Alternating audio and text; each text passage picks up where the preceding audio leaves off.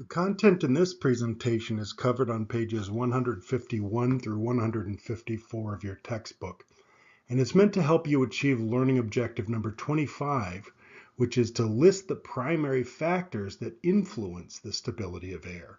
So be sure to skim through those pages before you watch this video.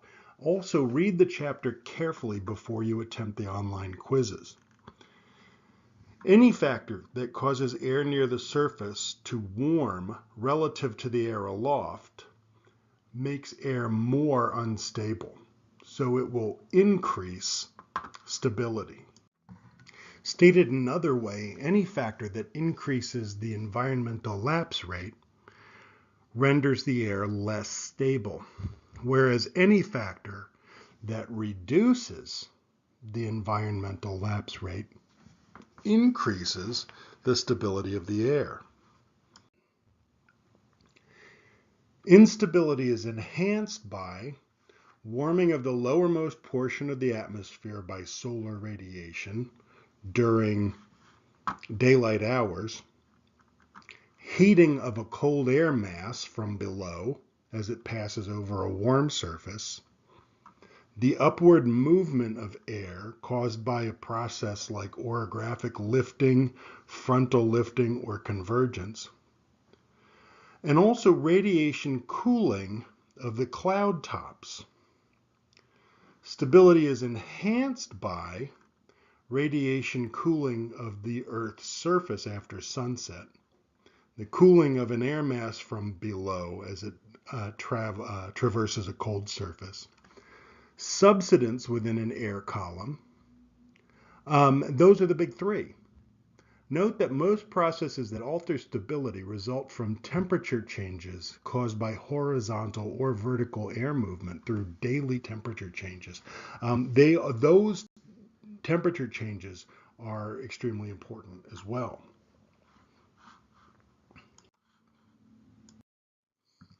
Orographic lifting is a significant factor in the development of windward precipitation and leeward rain shadows. A simplified hypothetical situation illustrated in this figure shows the prevailing winds forcing warm, moist air over a 3,000 meter high mountain range. As the unsaturated air ascends the windward side of the range, it cools at a rate of 10 degrees C per kilometer, which is the dry adiabatic rate, until it reaches the dew point temperature of 20 degrees C. Because the dew point temperature is reached at 1,000 meters, we can say that this height represents the lifting condensation level and the height of the cloud base. Notice that above the lifting condensation level, latent heat is released, which results in a slower rate of cooling, the wet adiabatic rate. From the cloud base to the top of the mountain, water vapor within the rising air condenses to form more and more cloud droplets. As a result, the windward side of the mountain range experiences abundant precipitation. For simplicity's sake, we assume that the air that was forced to the top of the mountain is cooler than the surrounding air, and hence begins to flow down the leeward slope of the mountain. As the air descends, it's compressed and heated at the dry adiabatic rate. Upon reaching the base of the mountain range, the temperature of the descending air has risen to 40 degrees C, and it's now 10 degrees C warmer than the temperature at the base of the mountain on the windward side. So the higher temperature on the downwind side is a result of the latent heat that was released during condensation as the air ascended the windward slope. Two factors account for the rain shadow commonly observed on the downwind side of the mountain slope. First, water is being extracted from the air by precipitation on the windward side. And the other one is that the air on the leeward side is warmer than the air on the windward side. So you see an increase in temperature results in a drop in the relative humidity. A classic example of the windward precipitation and leeward rain shadows is all over Washington state. As moist Pacific air flows inland over the Olympics, orographic precipitation occurs on the western side of the mountains, making really wet conditions. Places like Quinault get 122 inches of rain per year. We see the same thing happening as the wind moves up, or as wind moves up and over the Cascades. Mount Rainier gets 105 inches a year. But we also see the rain shadow effect. For example, Sequim is a great place to retire. We see a lot of people moving there in their later years because there's only 16 inches of rain a year. Yakima we expect to be a desert, but Sequim, boy, that's really kind of an interesting thing about the effect of the rain shadow. So we have a tiny rain shadow on the west edge of the northwest edge of Puget Sound, and a much bigger one to the east of the Cascade Mountains.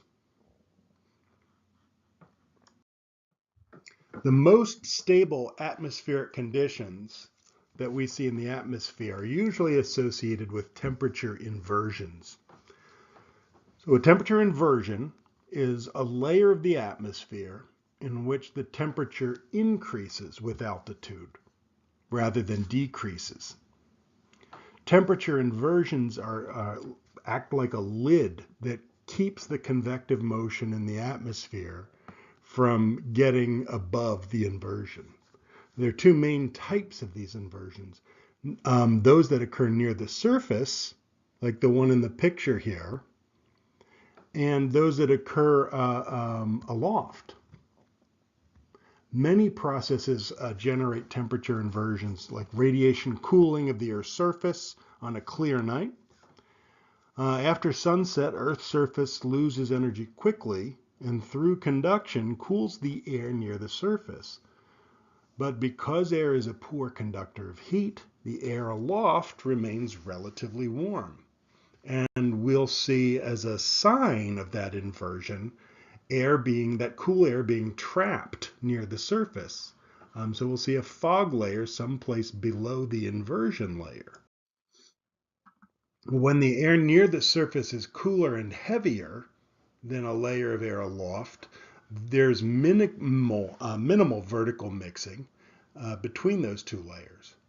And because pollutants are generally added to the atmosphere from below, temperature inversions confine the pollutants to the lowermost layer, where the concentration will increase until the temperature inversion dissipates.